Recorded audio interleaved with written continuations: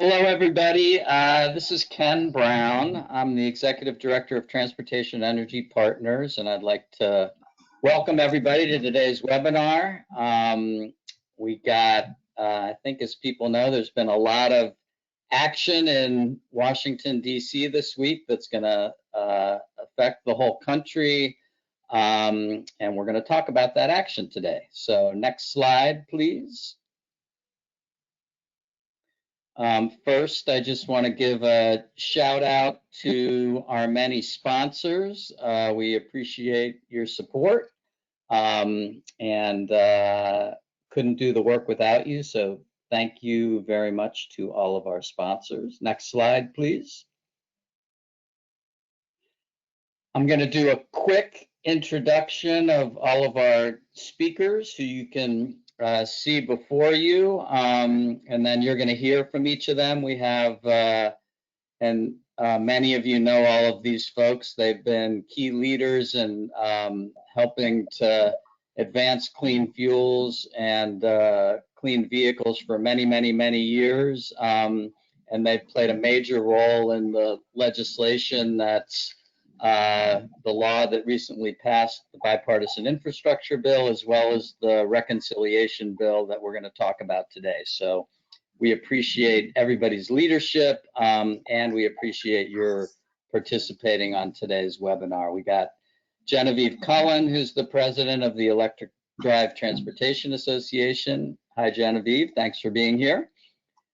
David Cobb with the National Biodiesel Board. Hi, David. Thanks for being with us today. Jeffrey Clark from NGV America. Welcome. Michael Baker with the National Propane Gas Association. And we have Connor Dolan, who is subbing in for Frank Wolak from the Fuel Cell and Hydrogen Association, who had a last-minute emergency that he had to deal with. So Connor, thanks for pitch hitting and joining us today. Next slide, please. So very briefly, for most of you know us, Transportation Energy Partners, but a few of you out there might not know us, but we provide policy support to the approximately 80 local and regional clean cities coalitions around the country and their 18,000 stakeholders in the clean transportation industry. We help to keep coalitions and all of the stakeholders informed of what's going on in Washington in terms of key policies, programs, and funding opportunities. And we educate decision makers about new strategies and the importance of advancing markets for cleaner fuels and vehicles. Happy to have you all on our webinar today. Next slide, please. And very briefly, just want to remind folks that we have some special activities coming up this year as part of our Energy Independence Summit. One, today is the first of a monthly webinar series involving clean transportation leaders and experts from around the country. On February 9th, 10th, and 11th, we are going to have virtual roundtable events with key administration and congressional leaders, and as well as leaders of the clean transportation industry. On February 14th through 18th, we will have more than 300 virtual meetings with House and Senate offices. And then we're planning to do an in-person meeting next June. Washington, D.C. is not quite really open yet, and so we decided it was simpler to go virtual and move forward with our plans for this year. But we hope everybody will participate in the summit, and registration will be open hopefully before Thanksgiving. If not, it'll be open right after Thanksgiving. So hope you can join us. Next slide, please. And finally, today's focus. As I mentioned, we've had a lot of action this week. On Monday, President Biden signed the Infrastructure Investment and Jobs Act. bipartisan legislation that we're going to talk a lot about today. And just this morning, the House of Representatives passed the Build Back Better Act, also known as the Reconciliation Bill. It was passed by the House, and now action will shift to the Senate. And there's at least hope that the Senate will get it done before Christmas. But it remains to be seen. So we'll be talking a little bit about both of these, or a lot about both of these bills and what's going to happen next today. Next slide, please. So with that, our agenda today is going to be to hear briefly from each of our friends who are on the webinar with us today. So we're hoping to kind of give you a very brief overview and then have some discussion about some of the elements that are here. There's a lot in these bills. There's a lot to dissect and decipher. There's going to be a lot to implement coming, at least with the bipartisan bill, and hopefully with the second bill as well.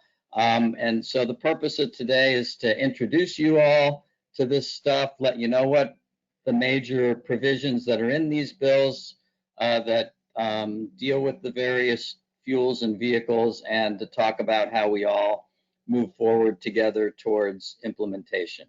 So with that, we're going to start with electric. I think, as everybody knows, electric got a lot of action. So we got a lot of provisions here. And Genevieve is going to give us an overview of what you have before you there. So Genevieve, take it away. Thanks, Ken. Thanks for having me. I'm pleased to be here. Are you getting feedback? I'm hearing feedback. No? Well, I'm okay, but. Okay, well, I'll press forward. If it gets too onerous, let me know. Yeah, turn down your volume maybe a little bit. Let's try that. That helps. Okay, well, just quickly, for those of you who don't know me, I'm the president of the Electric Drive Transportation Association. We represent the value chain of electric transportation, as the sign behind me says. So my members are in the vehicle, in the utility, in the component, and the infrastructure spaces. We're a diverse group of companies and organizations who share one common understanding that about the importance of electrification in transportation. And as we look at what's happening on the Hill, as Ken said, there's a lot. The administration's goals for net zero are very much built at least in part, on electrification, and that's reflected in both the infrastructure bill and the reconciliation bill. I have put out this slide not to just annoy your eye, because it's tough to find your way through it, but it's really about understanding the scope of investment that we're talking about. There's been a lot of coverage in the media in the infrastructure bill about the $7.5 billion that's provided for EV infrastructure, and also there's another $5 for clean. There's another actual $8 for transit and school buses, clean and electric, and those are some big focal points and important transformational investments. But what's also really important to understand about what's happening in the infrastructure bill is that it makes investments throughout the entire electric drive value chain. And I think that that's true in a lot of alternative fuels in this bill as well. But just focusing on the electric drive piece of this, so in addition to the $5 billion in formula funds for electric drive infrastructure and $2.5 billion in grants, there is also the zero emission buses at school and transit. In addition, the bill invests in clean equipment for ports, in electric ferries. It also provides a substantial investment in grid modernization and energy storage demonstrations, which are going to be very important to electrification in transportation. The bill also provides substantial investments in the upstream value chain, which is manufacturing, recycling, and secondary use, particularly in batteries and critical materials. There's also a substantial investment in clean hydrogen, also part of the electric drive future, of course. And I think the other piece I wanted to highlight is in the infrastructure bill is that it also recognizes the importance of the continuing R&D that will go with advancing these technologies. We've come a long way, and there's been a lot of coverage about the growth of electric drive technology and markets, but we are still absolutely at the beginning of this. So much more work to be done, and so investments in research, in manufacturing, and in demonstration projects are going to be very important to getting to the scale that we need to in the time frame that has been laid out for us. And before I just hand this back to you, Ken, I would, the bottom of this slide I'm sure everyone's eyes are going crazy trying to decipher this. You can share this afterwards, Ken. That lays down the other piece of this elaborate and attenuated puzzle of legislation in the Build Back Better bill,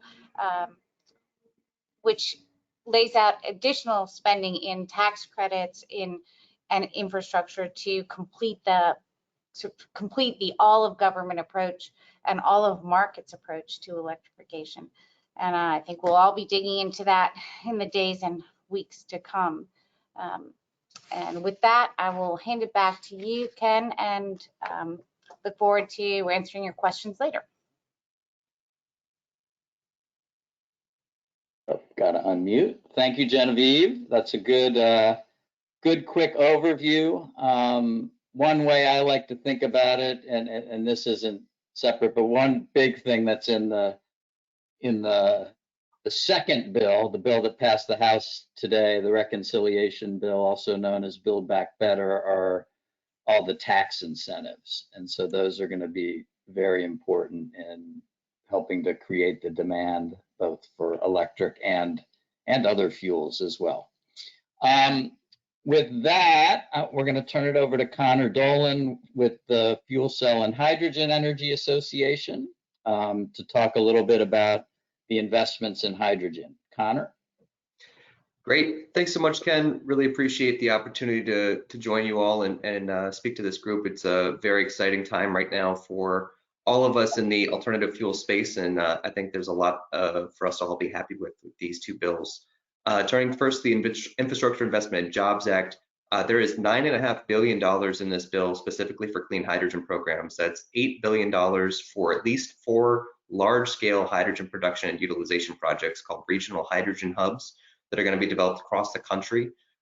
These hubs include both geographic diversity, at least 2 of them have to be in areas with high natural gas resources in the country, end use diversity, so one's going to be at least for transportation, one for power generation, one for industrial applications, and one for heating, as well as feedstock diversity. So at least one project has to use hydrogen from nuclear, one from hydrogen from renewables, one for hydrogen from fossil fuels, either CCS or with renewable natural gas.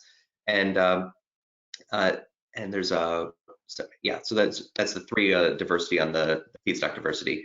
This is going to be a huge improvement on expanding hydrogen use and applications across the country, really helping grow that economy. In addition, there's $1 billion for hydrogen electrolysis. That's using hydrogen to generate hydrogen from renewable resources like wind or solar power. $500 million for clean hydrogen manufacturing and recycling to expand that domestic supply chain, and creation of the country's first hydrogen strategy and roadmap. That's going to be a really significant factor as detailing our long-term planning and strategy.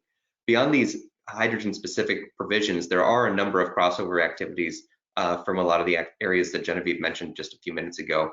Things like transportation electrification, alternative fuel infrastructure, grid infrastructure resiliency and reliability, energy storage, zero emission ferries and zero emission buses, and port infrastructure all have really broad applications for hydrogen and fuel cell technologies, as well as traditional electrification using batteries.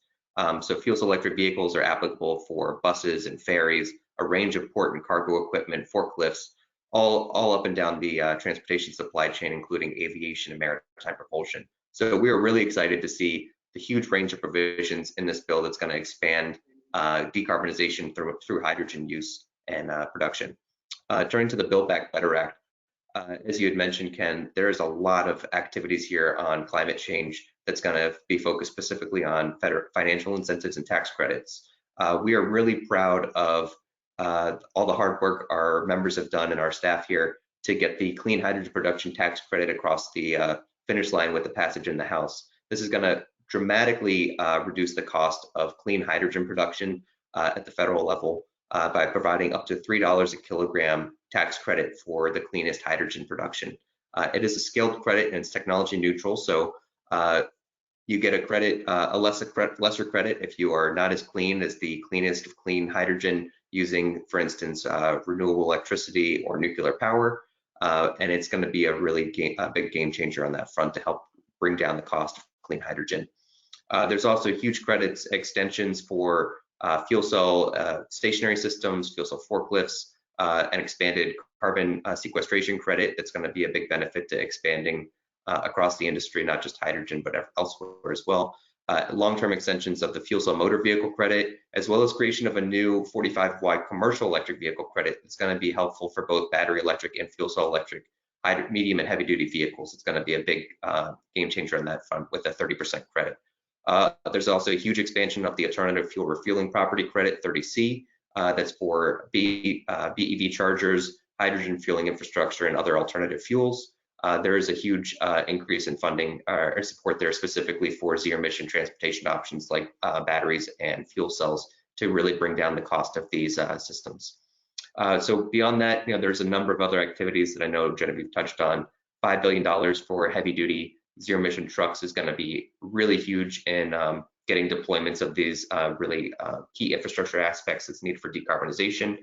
There's also zero emission port equipment, again, in the Build Back Better Act, critical facility modernization, the zero emission vehicle infrastructure, and a bunch of manufacturing grants and programs as well to help get the cost of these systems down, as well as expand our manufacturing base here in the United States. So we are really excited to see the passage of the BIF and hope to see this Build Back Better Act done before Christmas so we can have a nice relaxing holiday season this year.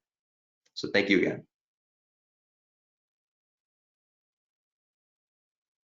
Got to unmute. Thank you, Connor. Next slide, please. We're going to go to Jeff Clark with NGV America. Jeff? Yeah, thanks, Ken. Thanks for having NGV America as part of this. Like EDTA, NGV America's membership represents all the value chain of those in the natural gas industry space. So vehicle makers, fuel providers, station equipment manufacturers, and so forth. So we're really pleased to be a part of this today. We're pleased that BIF was enacted. Obviously, we think it includes crucial investments for the whole transportation sector and alternative fuels in particular. So of importance to us with respect to the alternative fuel corridors, we work closely with MPGA and others to ensure that this program makes natural gas fueling and other fuels eligible. So we're really pleased to see that natural gas is part of the fueling corridor. I think there was a lot of push to make this not include natural gas, so we're happy to see natural gas there. On the low or no emission bus program, we work really hard to make sure that natural gas is still a part of that program, and we're happy to see that there's a provision in the bill that says that not less than 25% of the funding in this program will go to technologies like natural gas that provide really low emissions, so that's great. On clean school buses, this is a huge new funding for cleaner school buses in our country, so $5 billion, that's a pretty significant investment there. We're excited about that. We're excited that this money is really going to go to all to alternative fuels and not to diesel. So that should be very beneficial.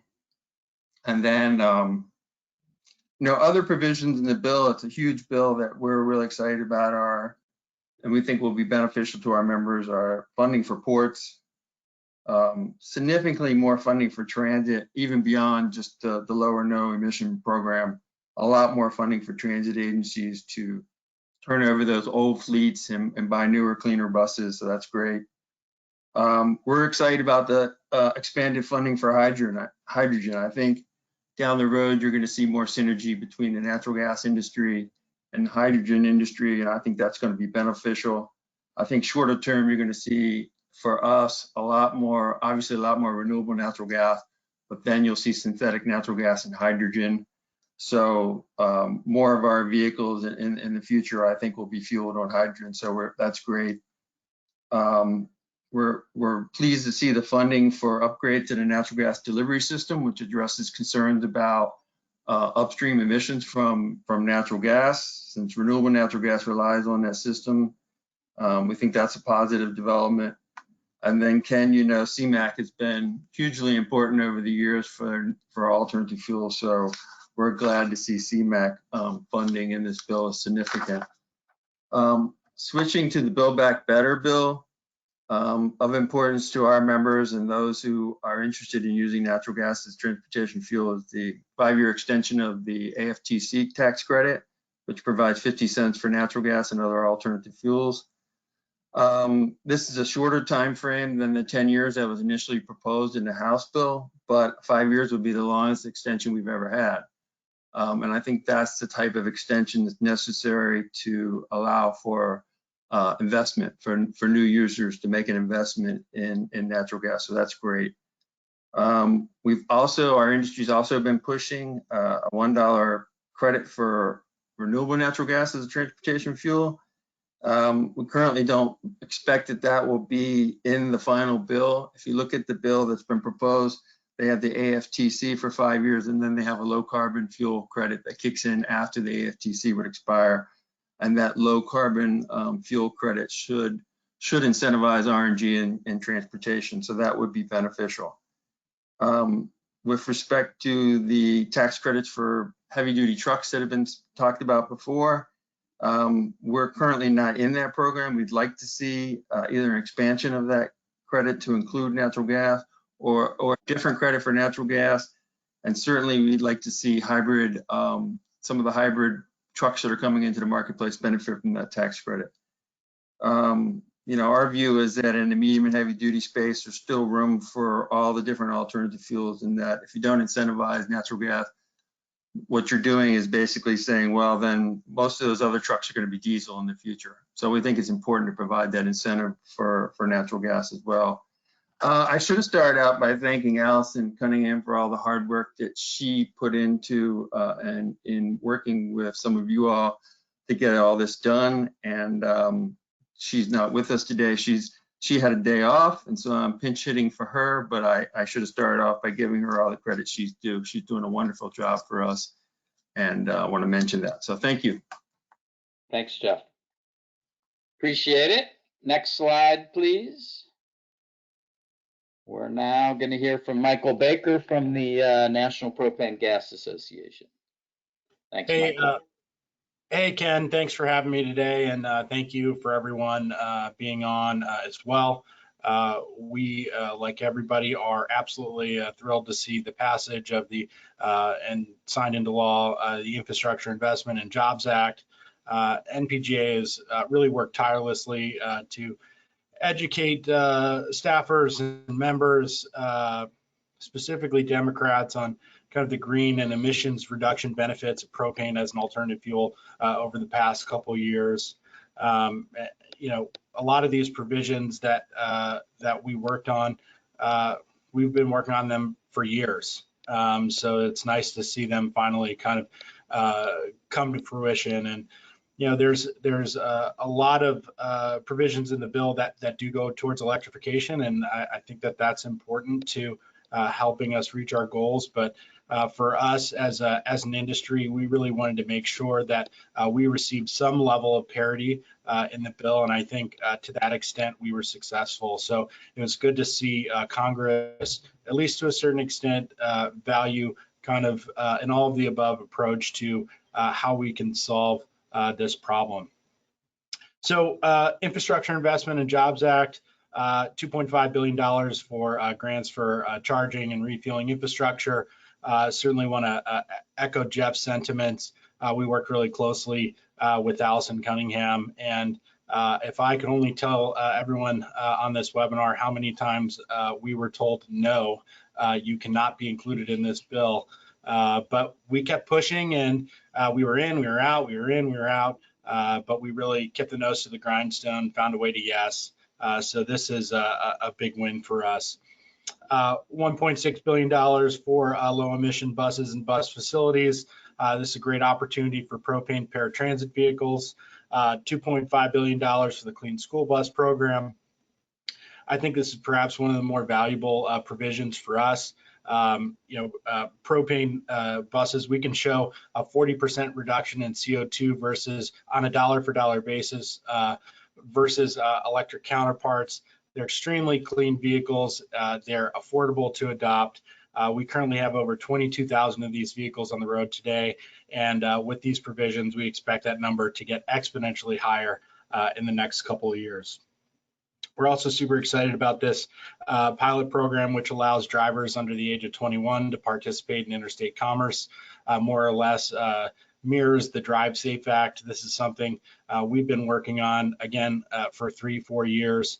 The Drive Safe Act aims to kind of reduce the driver shortage nationwide, and I think everybody's industries today are really hampered by the lack of drivers.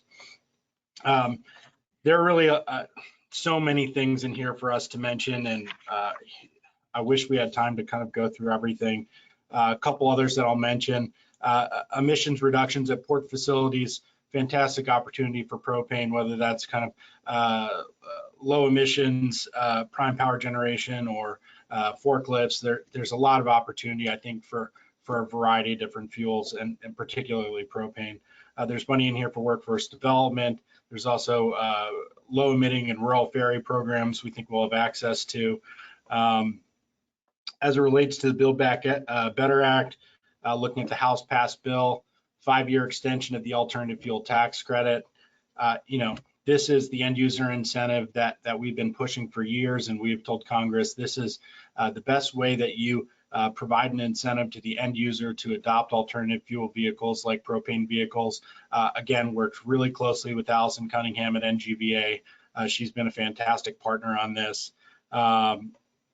Also thrilled to see the inclusion of things like the Clean Fuel Production Credit and the Advanced Energy Project Credit. We think that these are going to help increase the production of renewable propane, which is kind of essential looking into the future of our industry. And now that we have the passage of the Infrastructure Investment and Jobs Act, we're moving into that next transition of working with our regulatory team to get out to the agencies and make sure that we get a fair shake with them, working with our state teams to make sure that as some of this money becomes available at the state level, that they're ready to go there. Also, really partnering with the Propane Education and Research Council, the great folks over there who have been very supportive through this whole process. Tucker Perkins, obviously. Steve Whaley is my guru on everything vehicle related, and Joe Calhoun helping out on the port side. So we're fortunate to have a great team. And anyway, that concludes my portion. Thanks, Ken. Thank you, Michael. All right. Next slide, please. And last, and certainly not least, but we have David Cobb from the National Biodiesel Board.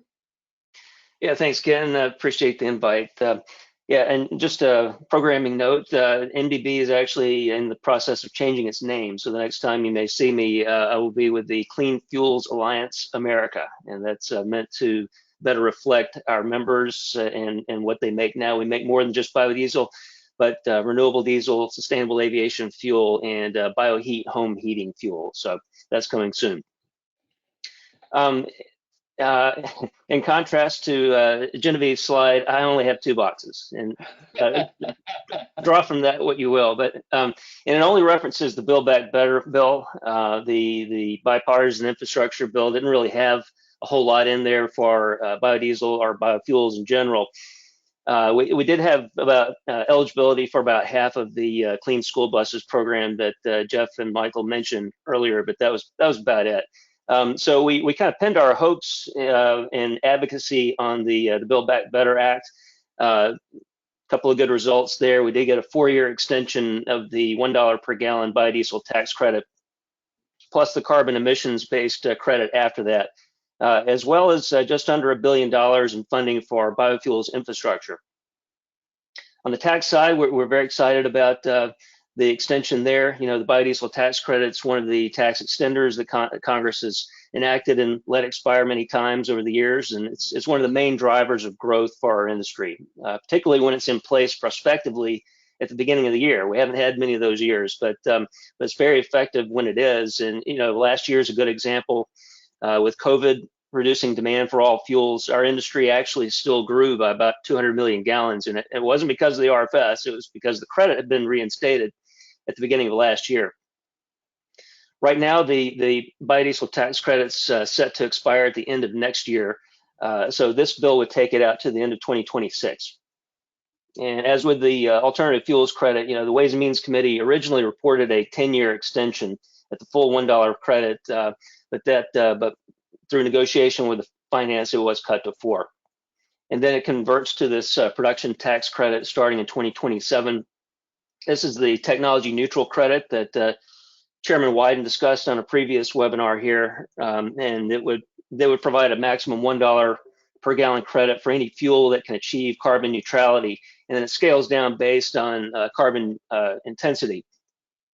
Biodiesel is not 100% carbon neutral. We're pretty close, but we're not quite there, and so it would provide less than the $1 per gallon credit that we're getting right now. And so we're a little less enthused about this portion of it, but we're also mindful of the fact that a lot's been reduced and cut back. So we're still very pleased to be kind of in the game here. There's also a new enhanced credit for sustainable aviation fuel. It was already eligible for the biodiesel tax credit, but this bill would provide a new higher credit of between $1.25 to $1.75 per gallon blender's credit for sustainable aviation fuel beginning in 2023. That would also convert to a production tax credit in 2027, again with a potentially higher value than the on-road fuel credit. I realize folks on this call may not have as much interest in SAF, but it's something we're following closely because SAF does use the same feedstocks that our industry does. The infrastructure piece is also exciting, just under $1 billion for a matching grant program at USDA for biofuels infrastructure. It would be based on the current but temporary higher blends infrastructure incentives program that's at USDA. And it would essentially extend that program for 10 years and fund it at $1 billion. It would provide 75% federal matching grant for things like E15, E85 pumps for ethanol, but also for biodiesel compatible terminals, pipelines, tanks. That's where our infrastructure needs really are. In places like the Northeast, where they blend biodiesel into home heating oil, or in New York City, where the city fleets use a lot of biodiesel. There's a lot of demand there, but not a lot of production. So we need storage in those places to provide a ready supply to meet that demand. And so we're excited about this potential funding, and these are the 2 priorities that we have in the Build Back Better bill. Be happy to answer any questions about it. Awesome. Thanks, David. All right, so we're going to jump in. We got like 20 minutes left. I'm going to start with, I think we got this question from 1 or 2 of the audience members, and I was going to ask it anyway. You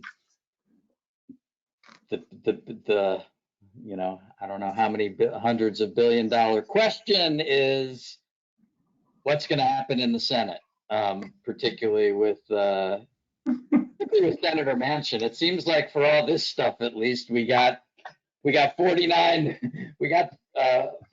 people who are going to support it. I don't know, Genevieve, I'll let you go first.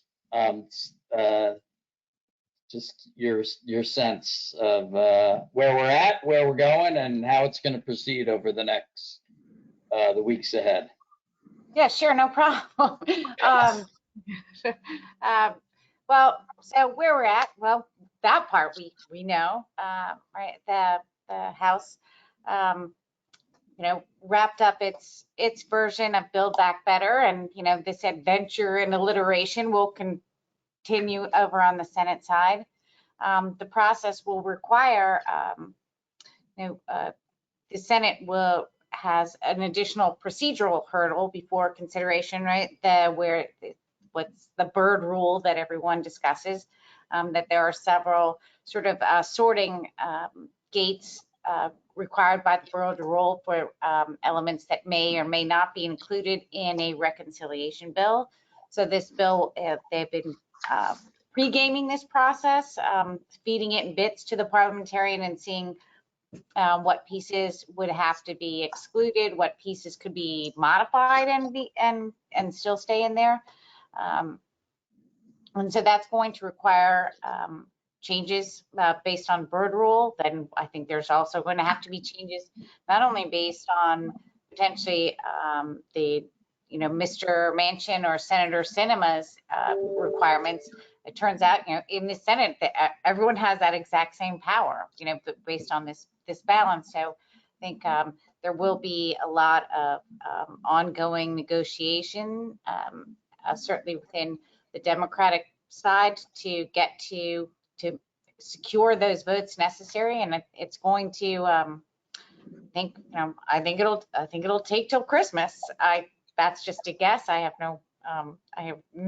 no actual secret insight into that process, but based on the politics and the substance and just procedural hurdles that have to be addressed, I don't think this is gonna take a few weeks. Anybody else want to throw in their 2 cents? Hey, Ken, I just say real briefly, I think that the Senate parliamentarian may take a bite out of this, and then member demands may take a bite out of this. But I continue to believe that this piece of legislation is too big to fail, and I think Democrats will find a way to kind of find that path forward and reconcile their differences. It really is too big to fail, and it's not about what's not included. It's about how much they're going to get done this year. So I believe they'll get it done. Great. Next question. I think we'll start with maybe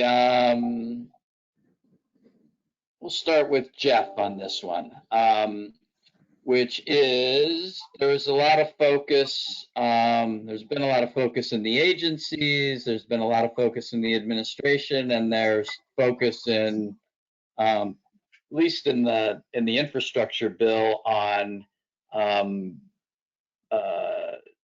equity and inclusion and diversity, and making sure that a good chunk of the funds go to underserved communities, and that would be communities of color, lower income communities, and also small and rural communities. And I guess, how are you guys approaching that? How do you see that? How do you see that being implemented as we move forward? Any thoughts you have on that, Jeff? Well, I think it has the potential to slow down the process, but it's important.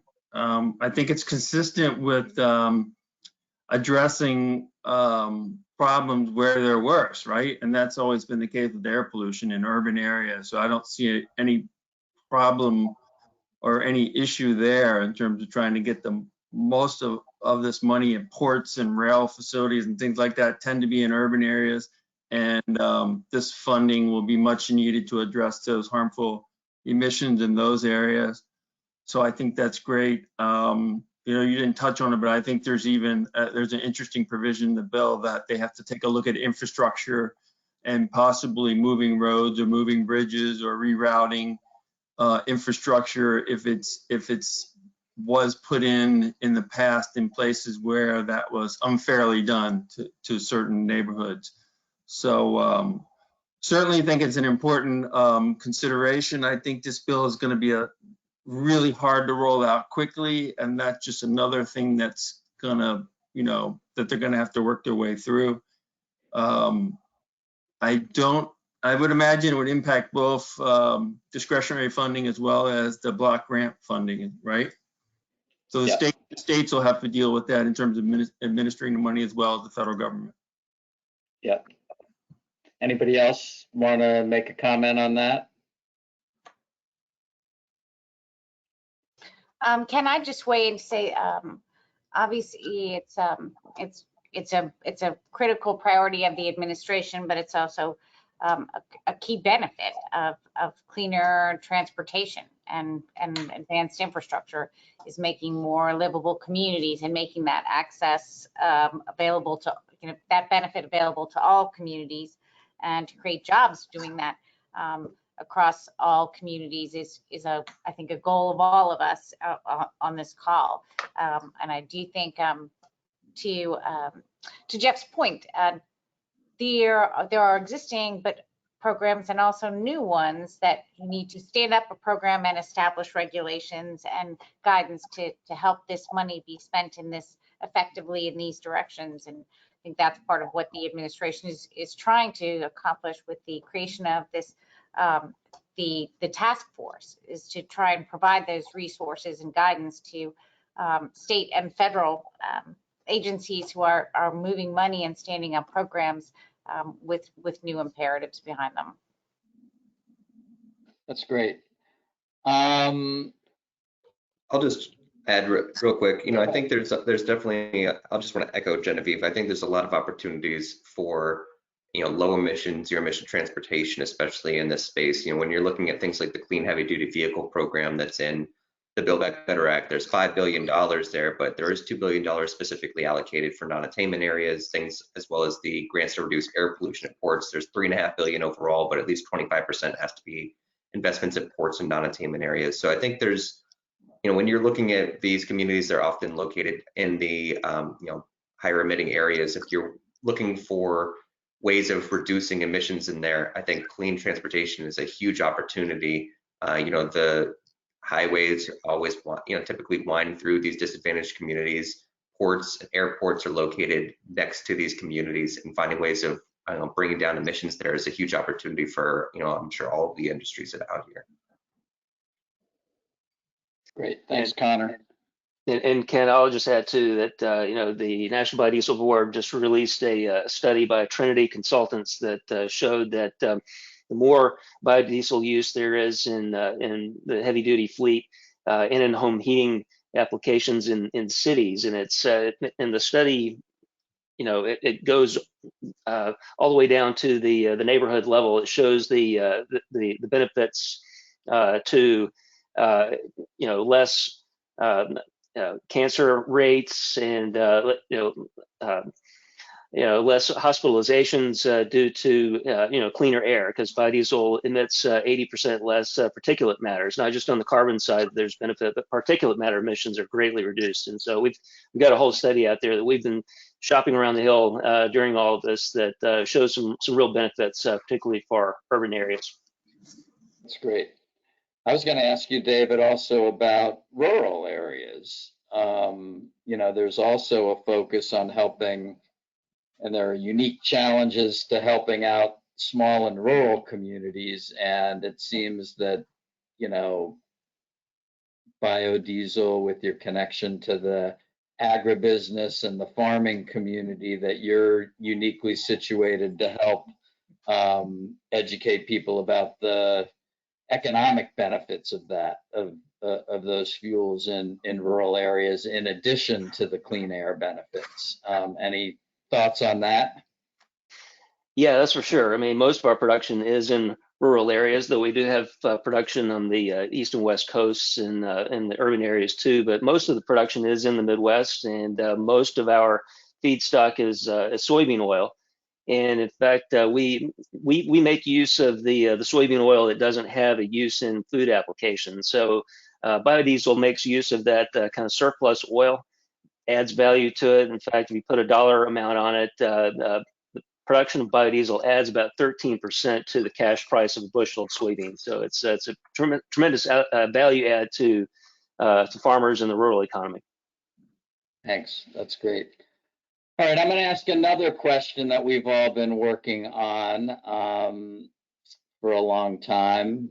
We've been struggling with this, and it's the issue of Buy America. My initial read and discussions with people about at least about the bipartisan infrastructure bill seems to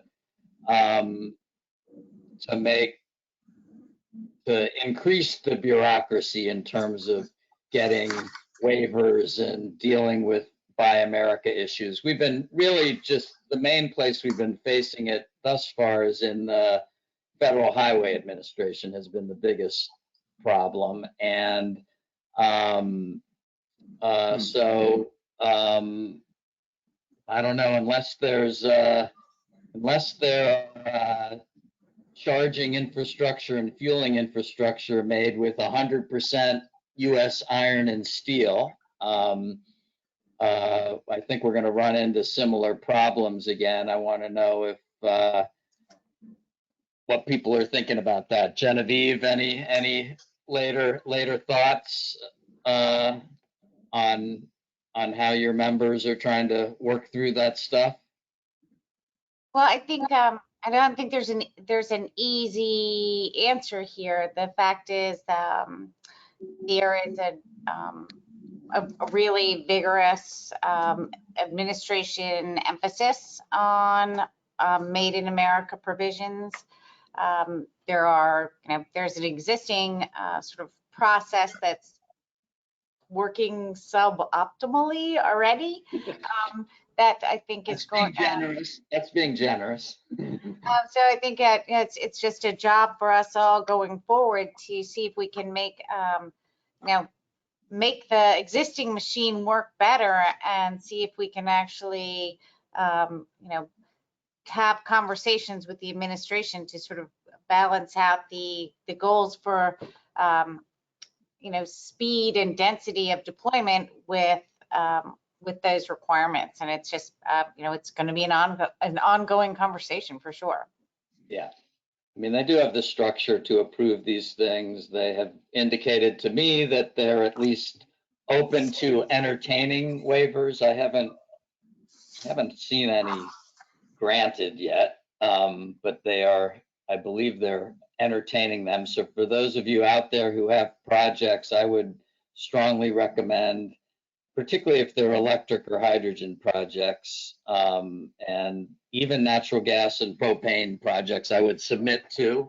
I'm a little less optimistic with the current crowd, but I think it's important to push those forward as well. And if they're not in the hopper at federal highways, they're not going to be considered. So anyway, I think that's important, that we're just going to have to, and hopefully what will happen is when there's,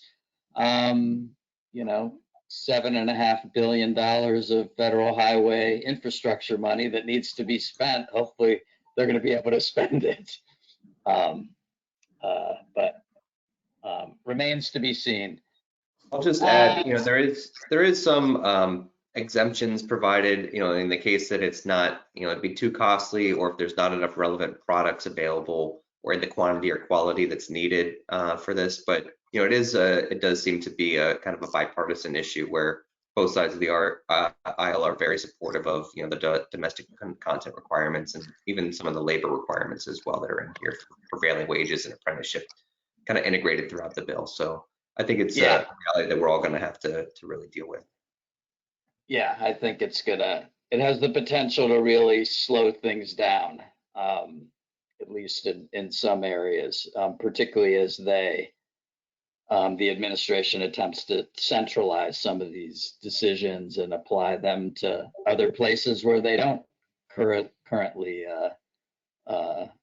currently together. But Another question is, I know most of the people on this meeting today are interested in,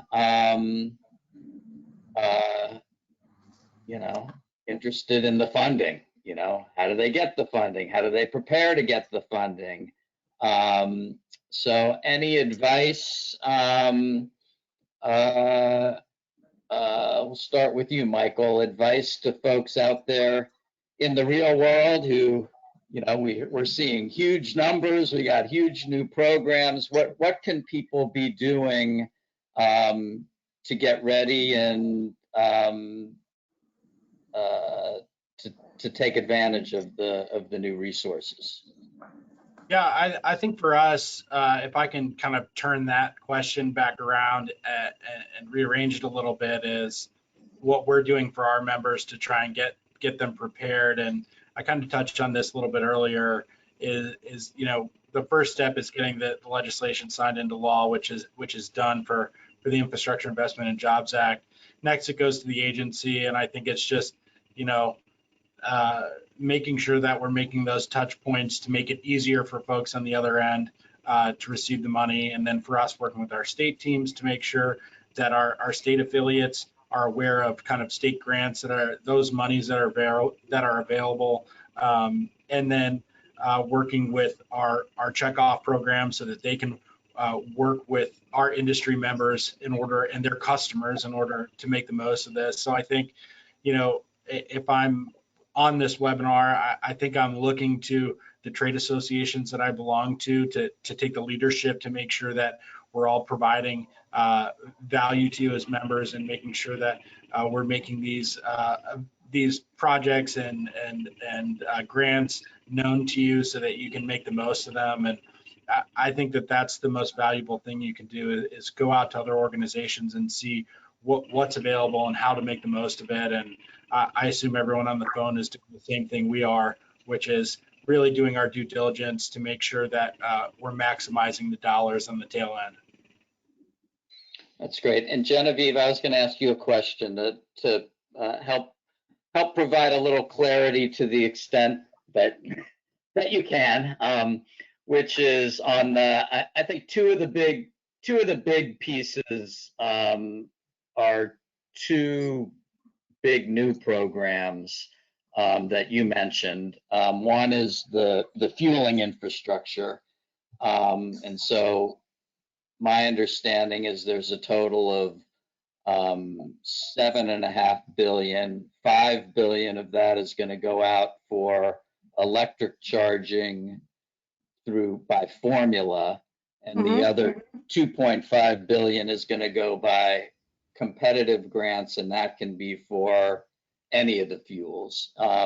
Is that your understanding, and any sense of where will the formula dollars go? Will that go to MPOs or states or some combination? Can you say a little bit about that so that people can be thinking of who they should be talking to and Sure. So you're exactly right about the way that money is broken out. That $5 billion is in formula funds, and I think it would I'm assuming it's going to follow the pathway through states and probably to the MPOs. But I think states can have various ways that they sort their highway funds. On the grant side, that 2.5, I think that's less clear. I think there might be, that there's a joint office that is being created between DOT and DOE. I think there might be some a little bit of wrestling about who sort of controls that process and setting that up. It will depend on whether that's moving through, state DOTs, MPOs, or even state energy offices. I think that remains to be seen. Okay, that's helpful. And then I guess another big one, Jeff, I don't know if you've been following the details of this, but there's $5 billion for the new clean school bus program. And I know, Michael, you can pitch in here. And my understanding of those dollars is, again, half of that money is for electric, and then the other half is for everybody. And any just sort of thoughts on, and that's going to be administered by the EPA. And just any thoughts? I'll start with you, Michael, because I know you guys are big in the school buses, and Jeff, if you want to add anything. And presumably, biodiesel should be able to participate in that somehow too. I'm not sure exactly. We're super excited about this. As I mentioned, school buses is a really great model for us, and I think due to the portability of propane, the just how inexpensive refueling infrastructure is, the general cost of adopting a propane school bus versus a traditional vehicle is so low. I think it makes us a really attractive option for folks, and I think for us, it's just making those arguments when we apply for the grants, and I think we'll be well positioned to have all that ironed out. So folks who are going for the grants really are again well positioned to receive the money. That's great. Jeff, Yeah, anything Ken, you want? I would just add, reviewing this a couple times, because my read is that diesel is not part of this program. And so I've read it a couple times, and if anybody has a different understanding, I'd like to hear that, because it looks like it's all EV or all alternative fuel to me, which is great for all of us. It looks like it's all discretionary, so I don't think it's formula. And it allows the secretary to fund up to 100% of the cost of a school bus. So that's really big. So going back to your earlier question about underserved communities, maybe that's something they'll set aside for underserved communities and say, hey, in these cases, we'll provide 100% of funding. Just, I don't know that they're going to do that, but it's something they may consider. So that's what our view of this. It's great. And David, do you have any sense of is your sense also that the biodiesel, unless there were 100% use of biodiesel, do you have a sense of whether or not you guys would be eligible for any funding under the Clean School Bus program? Or are you guys kind of? We view biodiesel as being eligible for half of the funding. Now EVs are eligible for the whole thing. We have to make sure that biofuels, other alternative fuels, maintain some parity in that. But it's our understanding that biodiesel would be eligible for it. So that's all interesting. Let's see. We're kind of nearing the end of an hour. Are you guys able to stay on for a couple of more minutes? One or two more questions, and then we'll let people go. So I'm looking to see what other questions people have. Somebody asked, this is a question of, I don't know if anybody has a good sense of this, but ongoing annual appropriations seem to be on the back burner. I think in large part because they're spending a lot of money on these two bills, in part, and they have limited and a lot of attention and energy on these bills. And there's been some discussion about trying to negotiate those appropriations bills for the annual funding, which includes things like funding the Clean Cities program and annual funding for the diesel emission reduction grants and lots of other things. How do you see, Connor, how do you How do you see that moving forward? And there's been some talk about, possibly, a year-long continuing resolution because of inability to agree to funding numbers on that. Any sense of that, Connor? Yeah, I think that there's still a possibility we could see some appropriations passed right before the end of the year. I know it's on the list of many other things along the NDAA today. I think the debt limit, budget. There's a lot of priorities to cram into a very limited amount of time. There does seem to be some pushback from, I think, the Republicans trying to get a deal stripped down further than before they consider it. It's kind of seems to be a waiting game to see who's going to give first on that debate between the Republicans and the Democrats, but I'm still, maybe a little more than 50-50. I'd give the odds there. I think the Build Back Better Act has a pretty good odds, but it still remains to be seen. There's a lot of potential ways this could go on a variety of these activities before the end of the year. That's great. Thank you. Jeff, thoughts on, is there any funding, any provisions that help renewable natural gas in the infrastructure bill at all, or biogas? Well, I think the big benefit for renewable natural gas, of course, all natural gas benefits from the Build Back Better from extending the alternative fuel tax credit, right? Right. And Yep.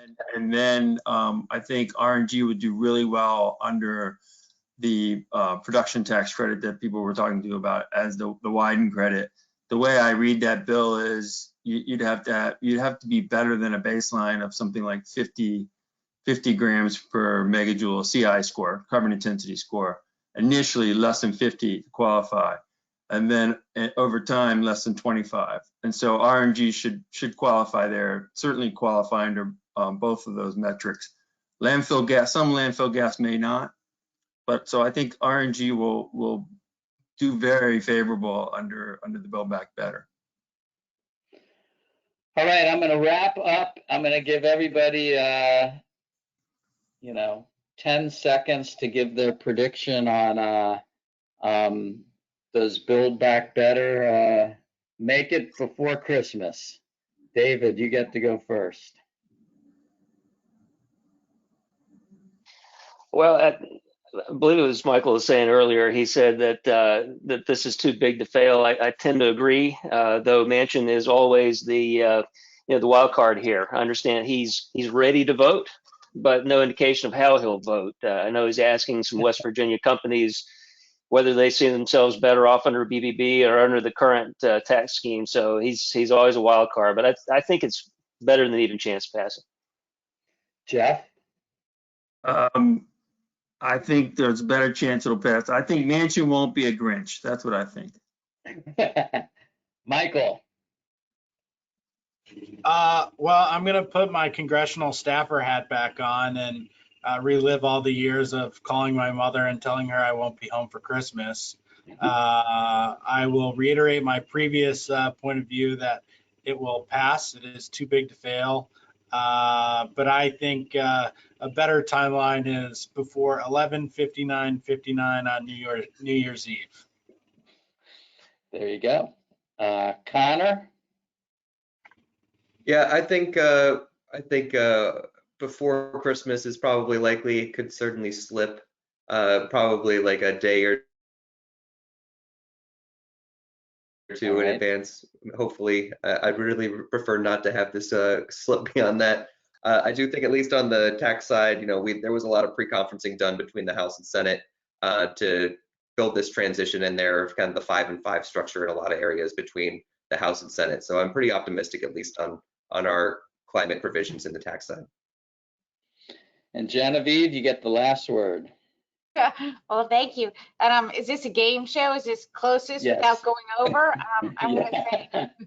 going to say agree on. I think they get this done. I think they get it done near Christmas, whether that is before or after. I have a bad feeling about New Year's Eve myself, so I'm going to say near Christmas.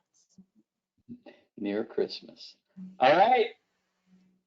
That is a wrap. Thank you all very much for being with us today. Thanks to all the audience out there for your questions and participating. And there's going to be a lot we're talking about as we move forward and this all gets unfolded and we work together to get it implemented. So thanks to everybody for all the great work you're doing, people, all of our speakers today, the great work you're doing, and also people around the country who've been pushing for this stuff as well. This is, I think it's important to keep in perspective. This is an exciting time and a lot of new opportunity out there. So thanks everybody and have a great Thanksgiving.